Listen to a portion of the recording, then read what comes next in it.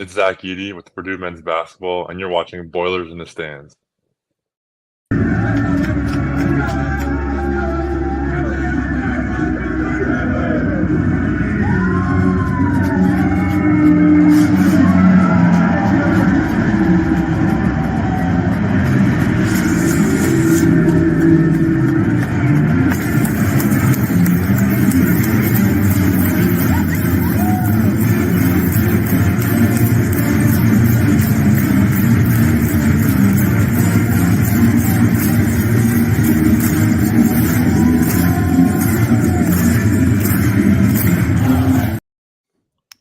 Welcome back to Boilers in the Stands. We are coming to you live today from Phoenix, Arizona. Well, technically, I'm in a suburb of Surprise, Arizona, but coming to you live from the site of the Final Four today.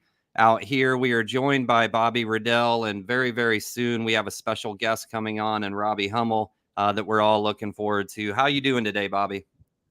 I'm doing wonderful. Feels great to be out here in Phoenix. The weather's beautiful out here, and obviously we got some exciting basketball hopefully be played here coming up. Yeah. When did you get in?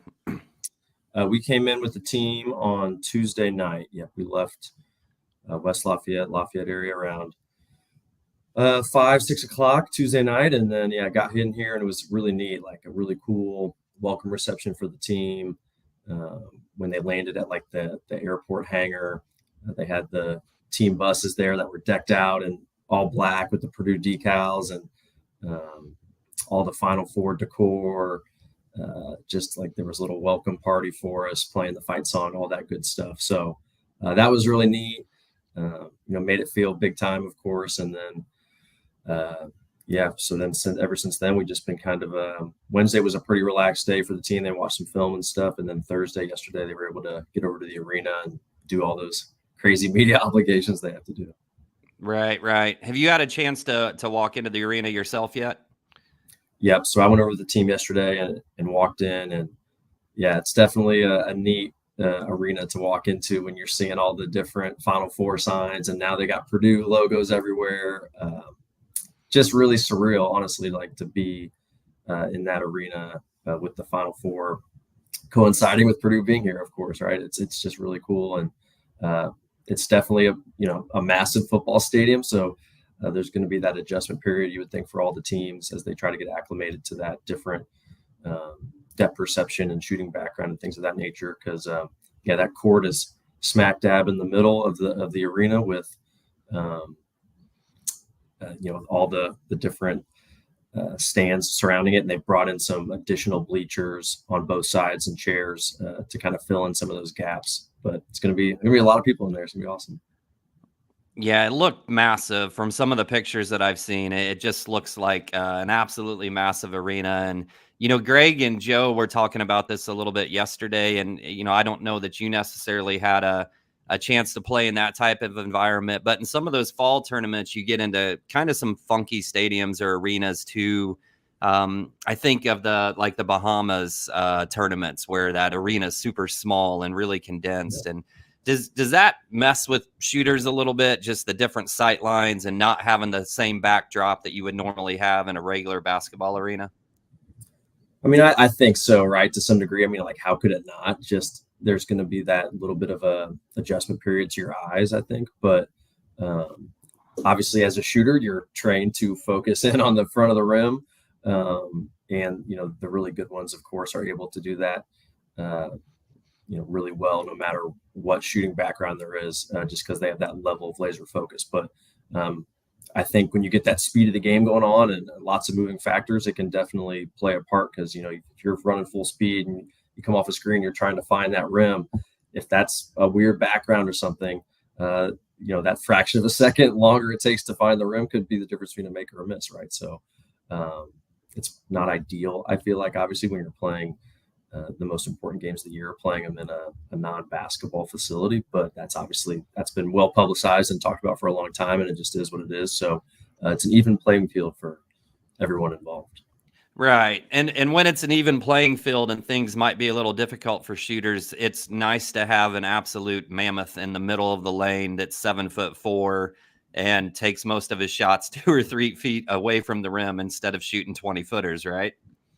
Man, no doubt, right? Like if you were a team that just solely relied on the jump shot, I would think there would be a level of concern, certainly as you played in a new facility like this. But yes, Purdue does have the benefit of being able to throw that thing down on the block and have a guy who's pretty efficient there doing his damage there down low in Zach Edey. So Purdue, obviously what makes them special offensively is their ability to go inside out and be one of those top 3-point shooting teams in the country around Zach. So hopefully Purdue is able to, unlike last game, make a couple more threes. But Purdue obviously showed last game, they shoot their worst 3-point percentage of the year against Tennessee, but still behind Zach's 40, of course, and some other timely plays were able to get enough scoring to win. Right. And we're hoping here pretty soon. I know Robbie's going to be joining on his drive into the ride into the stadium. So hoping that he's on here relatively quickly. I don't know if you've talked to him or not yet this morning, but he said he's heading to the Uber right now. So he, as soon as he hops in, he'll join us, I think. So awesome. I don't know if you saw the back and forth between him and Goodman having to wear his jersey last night. Did you see all that?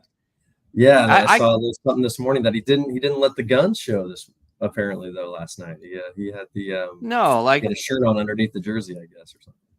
Yeah, that for those of you guys that don't know, Hummel and Goodman do a podcast together, and Hummel has to carry the weight of that podcast a little bit from a basketball knowledge standpoint. But nonetheless, they made a wager over the Arizona-Purdue game, and of course, Purdue beat Arizona. So Goodman was supposed to wear a Robbie Hummel jersey to a party out here based around the Final Four.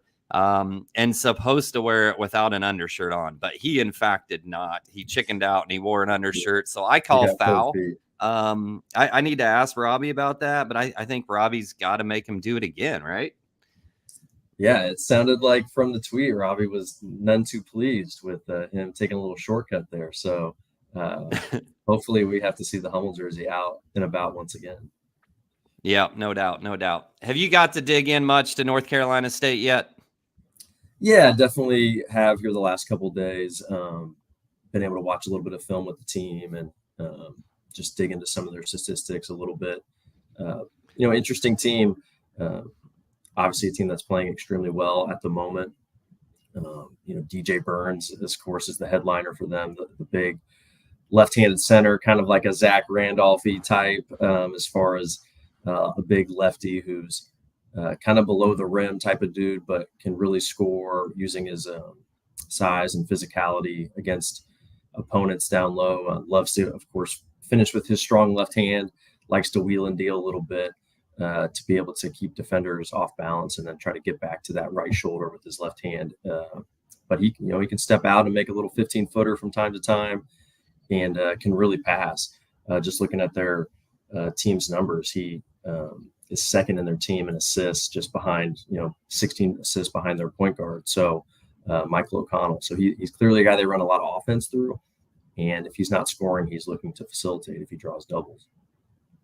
Right. And I know that seemed to be the focus of most of the analysts as they look at this matchup going into it. But for me, I guess I'm a little bit more concerned about Horn because to me, Purdue's kryptonite, if you look over the last 2 years, is if you got a guard that when you put him in that ball screen situation is super comfortable and confident shooting a mid-range shot.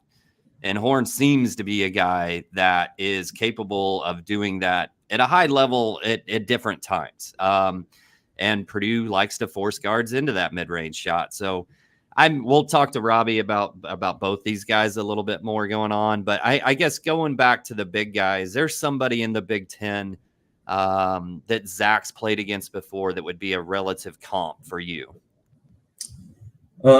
Just trying to think of guys from like a physicality standpoint, like a Terrace Reed from Michigan, certainly a big guy who's got quite a bit of physicality to him.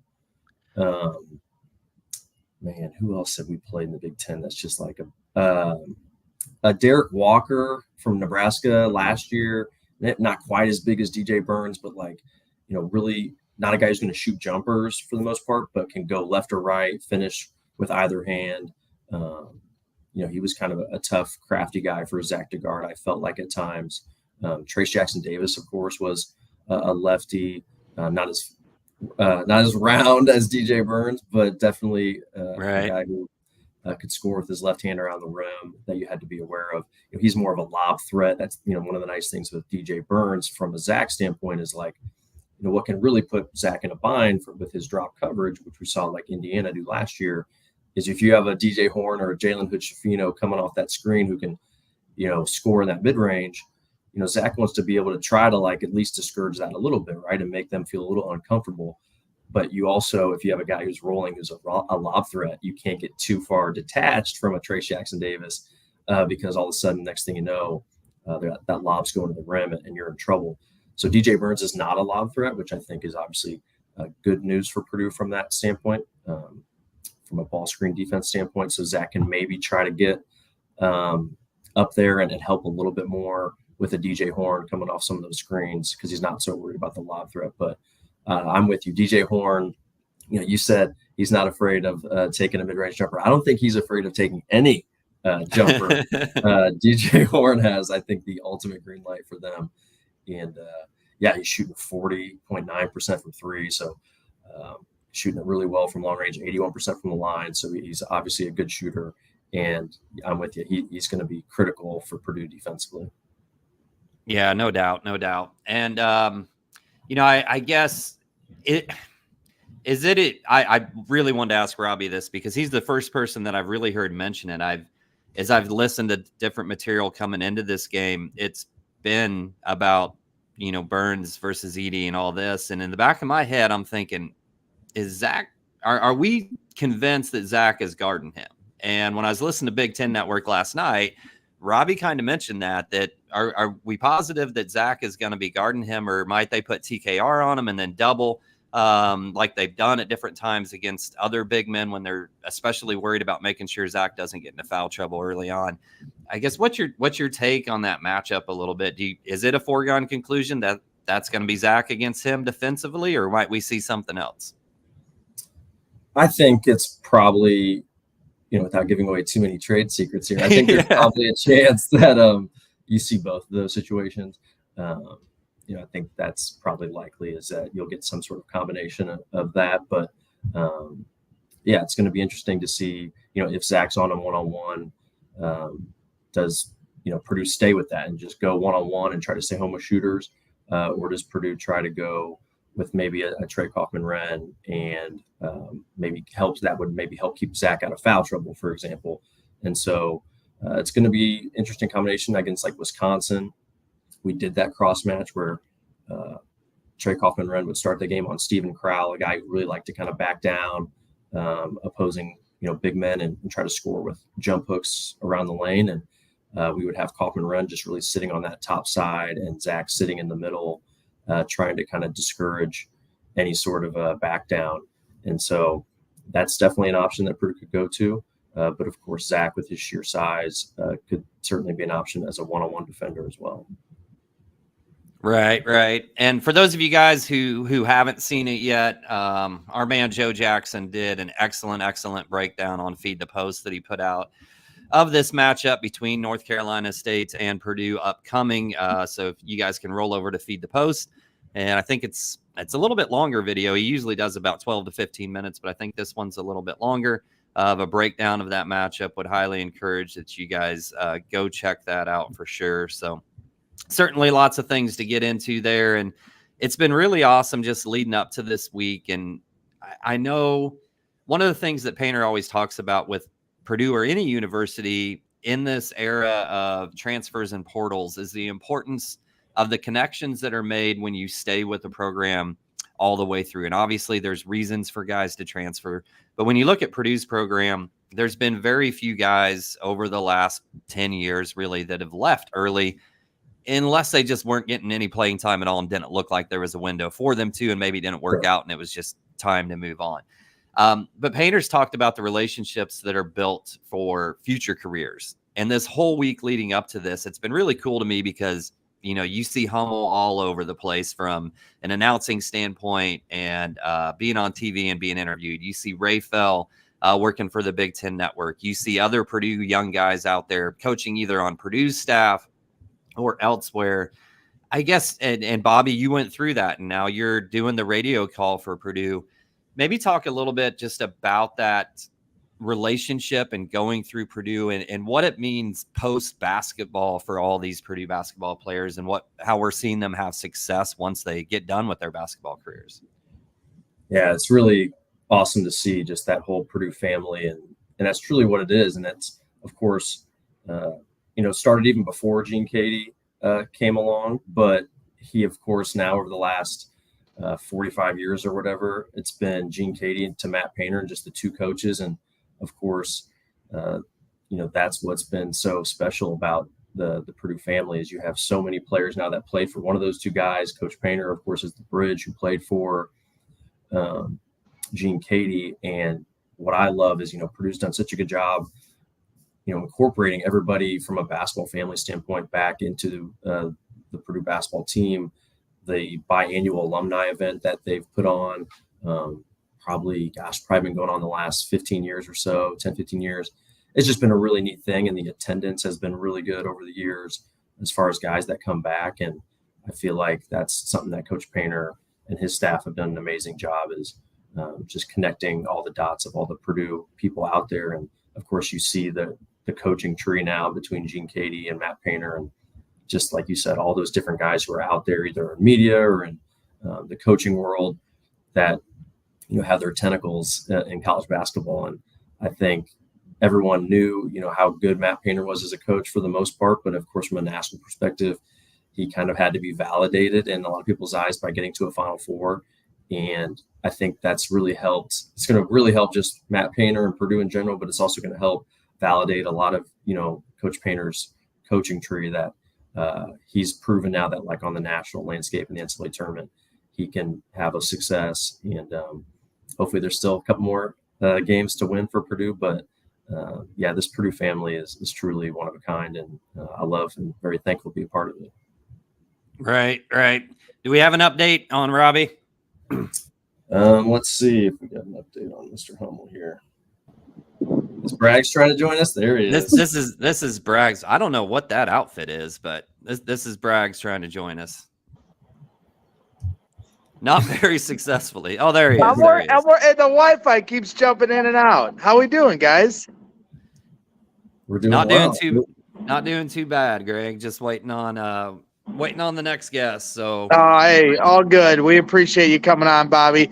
While I'm having fun here at Murphy's Bleachers. Look at this. You jealous? Now you guys are in Arizona. So you're probably not jealous. We were just at Murphy's not too long ago, all of us together. Hey, and I'll tell you what, Bobby, we're going to be back here this year at some point. I promise. I promise. It's going to be a good day. I'm excited to get out there. I wanted to check in and say hi. I was watching a little bit of the show. I just took a shot, so we're getting things warmed up here.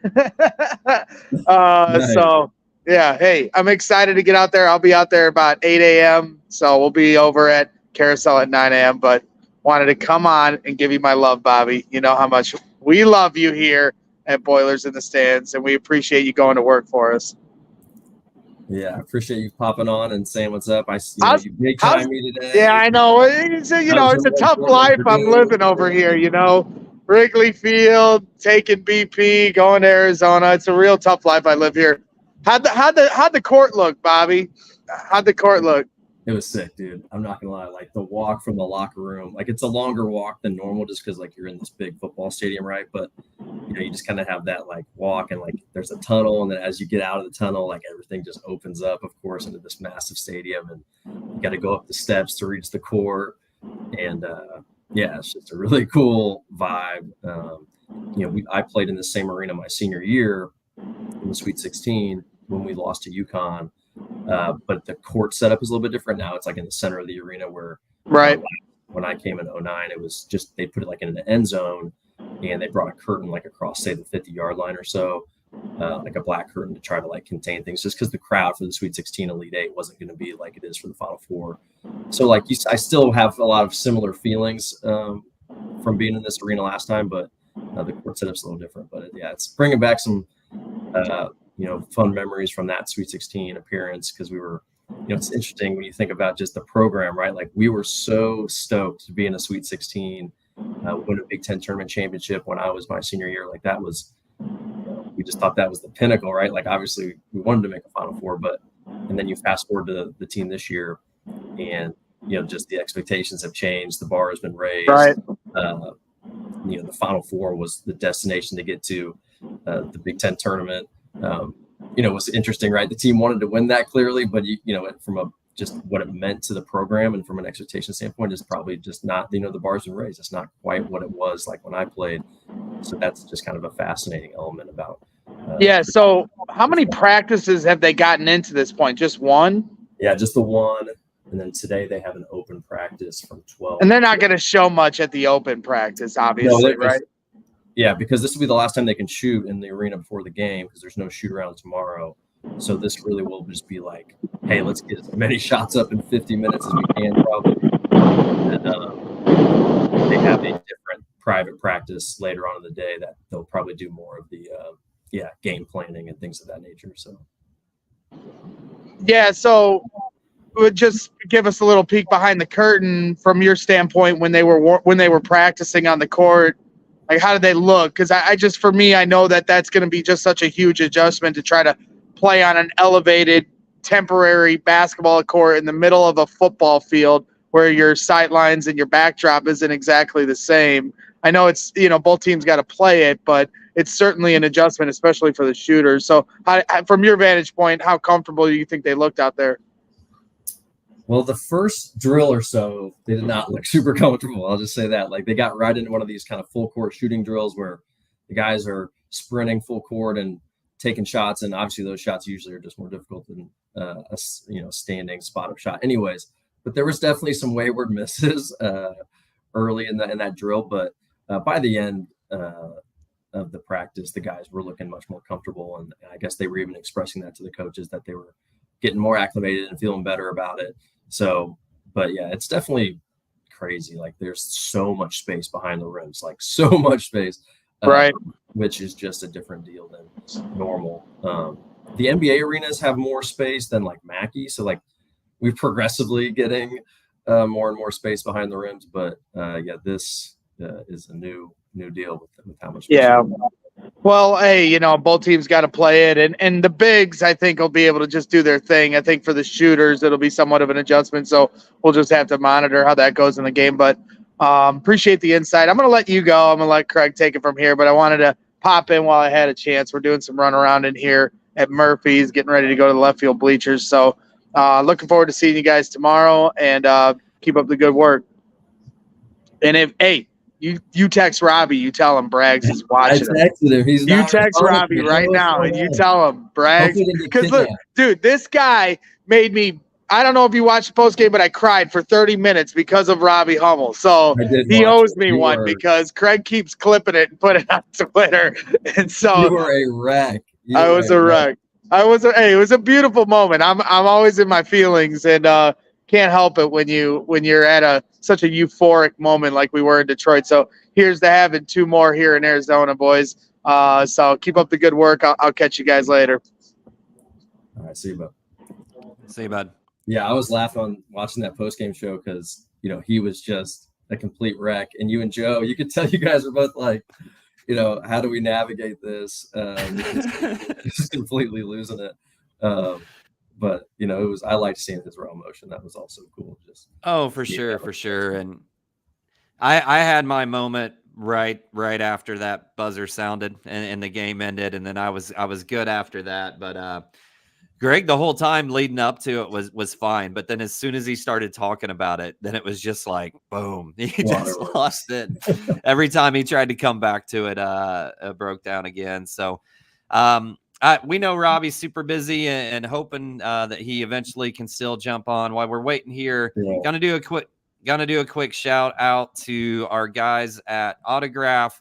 If you guys don't know, Autograph is a brand new app. We've been talking about it on air for this program for quite a while now. But it's an app that basically centralizes all of your basketball content or sports content in general. But right now, I'll focus on college basketball content for Purdue into a single place for you. You can go listen to your favorite podcasts. You can read your favorite articles from your favorite writers. All you got to do is consume that content. And along the way, you can collect coins and move up a leaderboard, and that gives you a chance for special opportunities like a live stream that they had the other day that was kind of a one-on-one opportunity with Fletcher Lawyer. Get you some signed basketballs, chances for cheap tickets to different events along the way. All you got to do is scan that QR code from Autograph. Go ahead and use the code BITS, then BITS for Boilers in the Stands to sign up for Autograph. And that gives you an opportunity, like I said, not only to get all of your favorite content in one place, but also an opportunity to earn special rewards just for being a Purdue basketball fan like you already are right now. So really cool opportunity out there. We're happy to have Autograph as a partner and sponsor of this show. And it's an app that Joe, Greg, and I use on a regular basis as well. So, Bobby, I'll just kick it to you since we're kind of a little bit in limbo here. And some of the questions that I wanted to kind of wait to ask you both, I'm going to go ahead and kind of roll here and ask you. And whenever Robbie joins, Robbie if he's able to. He said he's logging on, so we'll see. Okay. Well, maybe I'll wait just another second or two here along the way. But here he is. He's trying to connect right now, and we'll bring Robbie on. Oh, there we go. We got him now. Dude, sorry. I was walking out of my hotel room, and I remember I got a phone call. I thought it was my Uber that was picking me up, and it was a radio show I agreed to do like a week ago that I totally forgot about. So, my bad. Hey, you're a busy guy. You're getting pulled in a lot of different directions. So, dude, I thought it was my driver calling me and saying, "Hey, I'm up front," but it was Mad Dog Radio that I agreed to do a long time ago, and I was like, "Oh God, this is not." And then you have to play it off like you've been expecting their call. Oh yeah, thanks for calling. Yeah. They were like, "Robbie, thanks for joining the show." I'm like, "Yeah, no problem. Really looking forward to it." Well, Robbie, we're glad that you could carve out a little bit of time for us today, and certainly appreciate it and know that you're extremely busy. And I wanted to kick this to you and Bobby both as people who were kind of there towards the beginning of the Matt Painter era. But as we look at Purdue basketball in terms of it being since 1980, since they went to a Final Four, and over that time period, only two coaches since that last time, with Gene Cady, with Matt Painter, have made countless Sweet 16s, a few Elite Eights, won a ton of Big Ten championships along that way, but never got over that threshold. And we kind of saw an outpouring of emotion from not just former Matt Painter players, but all the way back into the Gene Cady era. What was it like when you guys saw that final buzzer or heard that final buzzer go off and Purdue finally made a Final Four? Just what was that moment like for the two of you? I'll kick it to you first, Robbie. Okay. Well, I was disappointed at Bob. Everybody else was crying except for him. He was the only one that could hold it together out here. Some of us are true professionals that can keep it together on the air. That's true. That is true. I think for me, just it was extra. Coach Lusk and Bloom coming over really softened me up. And then, Coach Payne came over and got on the radio with us. And I was blown away. This is probably one of the greatest moments of his professional life. It's one of the greatest wins of his career. And he comes over on the radio and is just giving credit to everybody else. And I think that sums him up so well. He's such a selfless person. He's a selfless leader. He's done such a good job of taking this program from Gene Cady, who did an unbelievable job himself, and, taking a lot of the principles that Coach Cady built this thing on, but then kind of putting his own flavor and spin on it. And we all know all these so close events, whether that's the Three Amigos in the late 80s, or it's Glenn Robinson losing to Duke in 94, or it's the 2000 team that beats Wisconsin twice and then loses to them in the Elite Eight, or it's my knee situation, or it's the Virginia game, or it's Isaac Haas breaking his elbow. The list is insane. That's a lot of heartbreak over the last 20, 25 or 30 years. And then you have the way that we've lost the last three NCAA tournaments. I'm really proud of this team and this coaching staff because of the toughness they've shown all year. You've got to be a resilient group to hear all the jokes being made at your expense. And it's, people are harsh And Twitter is a terrible place. And, you know, the critics are out there, and, man, they've taken that and used it as fuel to the fire. And to see them where they're at now, it is – I could not be prouder to be an alum of this program and school, because every time I watch Purdue, and I did 22 games, so I watched them almost as much as Bobby Buckets right there. They play for each other. They play together. They play for their coach. They play for their school. And what more could you want as a former player? Those are the things that when you watch your team play, you want to see. And, man, they play hard, and, man, they've got some hoopers on top of that. So it's a joy to watch. And Bobby, you were the professional over there, just holding it all together, I guess. Then, huh? Who would have thought? Who would have thought he was capable of that? Right. No, it was honestly wild. Like, I try to think back. Like, I just had, you have so many different emotions going on. Like, I thought I would maybe be someone like that who just like gets completely overwhelmed. But I do think, being a, young guy on the radio, like just trying to make sure, I tried to keep my composure a little bit. I think that was playing a factor. But, I just had so much relief too. I think like there was joy that hit initially, when you hear that final buzzer, but then like just so much relief from a guy that just wanted this so bad for Coach Painter and our program because of all the people on Twitter, like Robbie's talking about, trying to like drag our program down over the years. I just had so much relief for that moment to come to pass. Like I had a really cool view of, as soon as that buzzer sounds, I was just staring at Coach Painter. I really just wanted to see like what his reaction was. And he turned around and looked at Elliot Bloom, his right-hand man through all this, has been with them all 19 years. And Coach Painter grabs his water bottle and throws it like back into Elliot and said something, I think maybe an expletive or two, like basically, hell yeah, like we did it.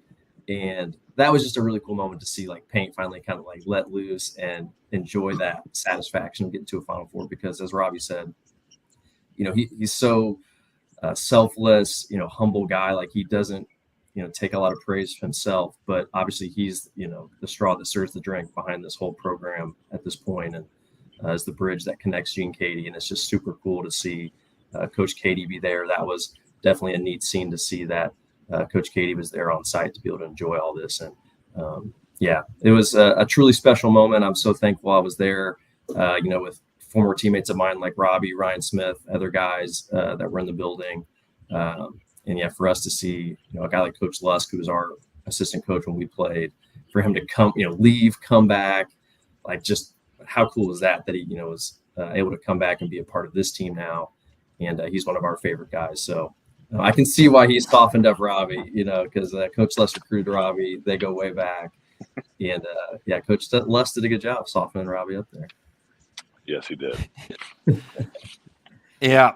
And I guess in this modern era, or this particular era around NIL and transfers and everything else, we've seen some programs where essentially the team is a rebuild almost every single year in terms of the construction of that roster. And then there's Purdue and Coach Painter, and there's not a whole lot of programs out there like that right now, where he's still kind of doing it from a throwback way in terms of bringing guys in as recruits, as freshmen, and taking them through their entire careers at Purdue. I guess what is it about Matt Painter and about this program that's allowed him to kind of go about this the old school way and still have a lot of success, Robbie? I think it starts with him being honest, and being upfront with guys and letting them know kind of he's not making promises that he can't keep, I guess is the good way to put that. And then he's recruiting the right type of kid. He's recruiting really good players, but on top of that, he's also bringing in guys that are high character and play for the team. And, that's what you definitely kind of what I said before. You want to see those types of guys playing for your program. I look at Ethan Morton and Caleb First. And those are two guys that started a lot of basketball games at Purdue last year. And their roles have been decreased, but they're still important parts of the team. They don't sulk. They don't complain. They when their number's called, they go in there. They have a very pro mindset, right? Like that's a very NBA mentality. And in the NBA, it comes from a more selfish place because you're thinking, man, when my number's called, I've got to be ready to do well. And that's in college too. But I've been really impressed with those two guys because a lot of guys would sulk and make the team miserable, and that's certainly not been the case here. Yeah. And as we look at Zach finishing up his career here, most likely going to be 2-time National Player of the Year. My first memories of Purdue are those Three Amigos teams. I was born in '77, but that's the first team I really remember. And then we saw Big Dog, and we saw, you and Etwan and Juwan. We saw Biggie, we saw Carson, and up into this point, just looking at Zach Edey's place in NCAA college basketball when within the Purdue program, disregarding the silly Twitter comments, even from some media people just saying he's tall or complaining about the fouls. Can you put into context just where Zach Edey sits in that pantheon of elite college basketball players? Well, from a Purdue perspective, I mean, I guess the arguments would be Big Dog and Rick Mount. Mount scored all those points in 3 years, which is remarkable, and without the three-point line, which is insane. Big Dog to me is an iconic college basketball player and a guy that, he broke the rookie pay scale, which is really insane because, he got $80 million as a rookie coming out as the number one pick. And then the NBA said, man, we can't have rookies making this much money. We got to slot this. But that's kind of how good he was. And he scored 1,000 points in the season. Zach getting Purdue to the Final Four. I know recency bias is a real thing. I think I'd say that he's the greatest player in Purdue history. And I understand the history with Big Dog and Rick Mount and how good those guys were. But when you're looking at stats and you keep seeing these Zach Edey stats pop up on graphics, whether it's on Big Ten Network or CBS or not ESPN anymore, they don't do the Big Ten games, or Fox, a lot of these are like first time this has happened since Shaq, first time this has happened since Bill Walton, first time this has happened since Llewellyn Cinder, first time this has happened since Ralph Sampson. And that's rare air. That's the elite of the elite of college big men. So I think he's one of the all-time greats. I really do. I think Zach Edey's one of the greatest college basketball players that we've ever seen. And for the people that think he's just tall, they are idiots. And that's as much as I could say about that because it's truly the dumbest argument I've ever heard. Yep. Well said, my man. Yeah. Thank Do we need to let you go, Robbie, or do you have time to give just a minute about this matchup with North Carolina State? Thank you. No, I can give it as I walk here if you're okay with that. The lovely Phoenix. No, I think for NC State, there's certainly a team that's playing as well as anybody. Incredible that they've won 9 straight elimination games. That's something that you never hear of. And to win 5 games in 5 days of the ACC tournament is like just nuts. I think that for them, they've got to be really worried about foul trouble because they just don't have the depth. Tennessee was able to throw waves of big people at Zach, and you look at NC State's roster, they just don't have the bodies. They've got Burns, they've got Ben Middlebrooks who comes off the bench. He's 6'10". They start a guy named Mohamed Diarra at the 4, who's a non-shooting 4-man. Really, he shoots low volume threes. He's a really good rebounder. It would not surprise me to see us start Trey Kaufman-Renn guarding Edey because we've seen Purdue do that where they invert and then trap with Zach. But foul trouble for NC State has got to be a big concern. They just don't have big people behind those 3. If Zach can get them in foul trouble, it could be like the Michigan game where you got Will Cheddar, who's my height, trying to check Zach, and that is not good for opponents. That's for sure. Yeah. Well, Robbie, we do appreciate you carving out this time and know you're super busy with everything you got going on. So we will go ahead and let you go here. But thanks again for hopping on with us and look forward to watching your coverage. I saw you're going on with Greg Waddell and Carter Elliott for something during the game or something. Yeah, we're doing the Bleacher Report. It's like a watch party. Think of it as like the Manning cast. We'll have guests, and I think Drew Brees is one of them. Etwan Moore might be if we can convince him to leave his seat. But he didn't seem too enthusiastic about doing that, which I don't blame him. He's very invested in the game. We'll have Karan Butler and Kemba Walker, and we'll have all sorts of guests. So it'll be fun. Awesome. Good deal. Those guys are good friends of the show, and we had a little get-together with them not too long ago. So enjoy that. Robbie, once again, thank you for your time, and look forward to seeing you down the road. Nice. Sounds good. Good Thanks, seeing you Rob. guys. Mambo, just Thanks, Matt. tell them about how my high school team, yours, used to duck us. Don't forget to talk about that. Please. You didn't want to see us. Val Bye, guys. was scared of Harrison. Yeah, real scared. Goodbye. See ya. What's he talking about? We have just when I was a senior and he was a sophomore in high school, and so I always would give him crap and say like, hey man, my Harrison led team, we definitely would have wanted to see you and Scott Martin at Valparaiso as young sophomores. You guys wouldn't have been ready to take on the Raiders, and he's obviously laughs at that because they probably would have had plenty of success against the Raiders as sophomores. But Valparaiso and Harrison, we never squared off. So I always say that his head coach was probably ducking us. But yeah, all jokes. I gotcha.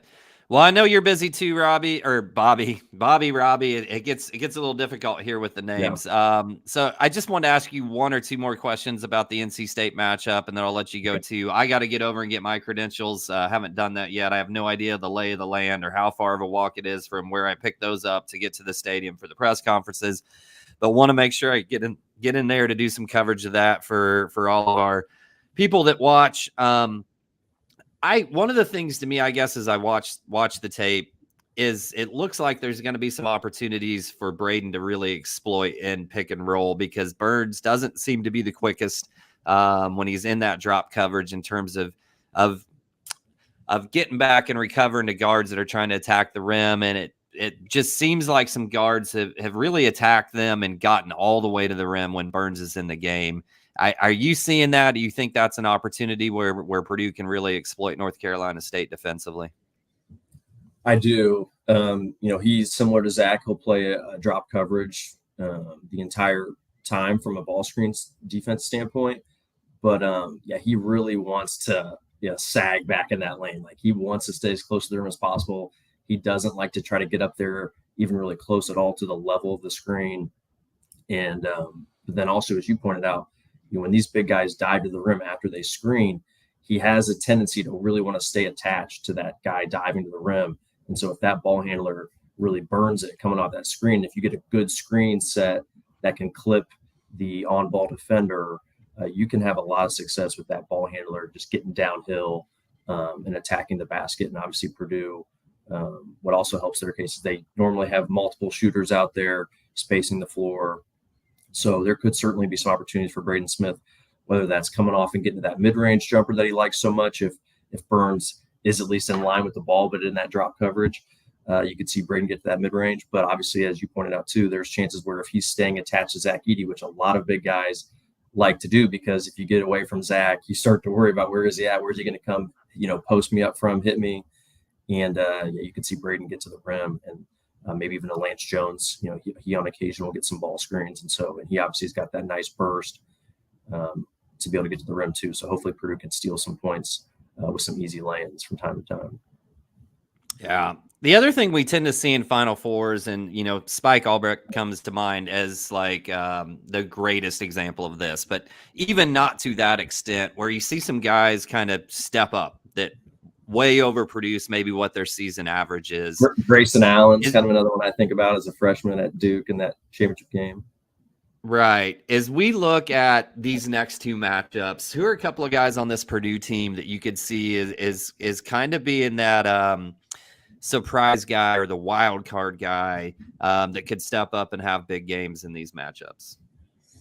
Yeah, I think Cam and Miles are probably obviously like the kind of go-to candidates, and a lot of times it ends up being a younger player. Like Spike was a young player at that time. Grayson Allen was a young player at that time. It's, as far as that kind of dark horse under the radar, like a young guy coming off the bench, a guy who doesn't have high volume, typically maybe a lower scoring average, but clearly, as we've seen with Miles and Cam, like guys who can shoot the basketball at a pretty high level, aren't afraid of the moment. And if the ball finds them with open opportunities, they have the ability to cash in. And so I could see those guys certainly getting in a groove. Like Miles only plays 4 minutes last game, had a couple nice moments defensively, but, unfortunately offensively misses a couple jumpers that he is capable of making. If those go down, well, I can guarantee you Miles is going to play more than 4 minutes that game. Right. So, that is kind of that situation when you're a seventh, eighth man.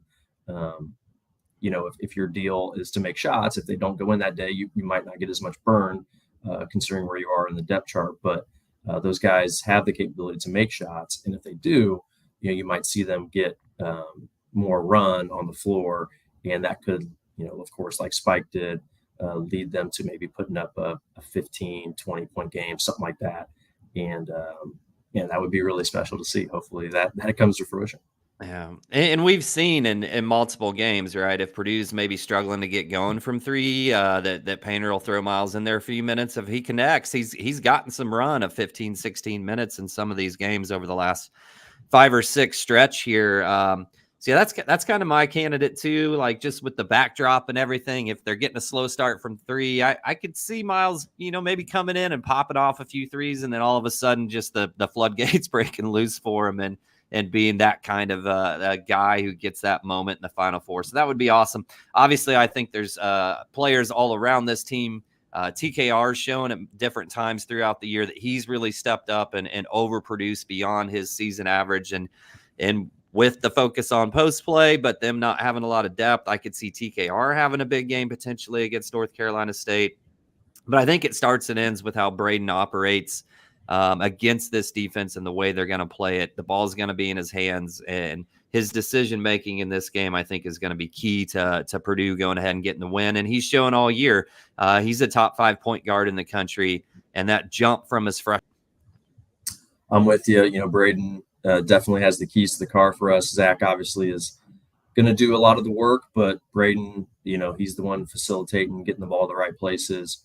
And considering how much he's torched drop ball screen coverage for large portions of this year, I think it's going to be big just to see hopefully a Braden Smith who's out there playing really loose, playing confident, looking to take advantage of scoring opportunities when they present themselves, but then also, distributing and getting the ball inside to Zach when he's got advantages.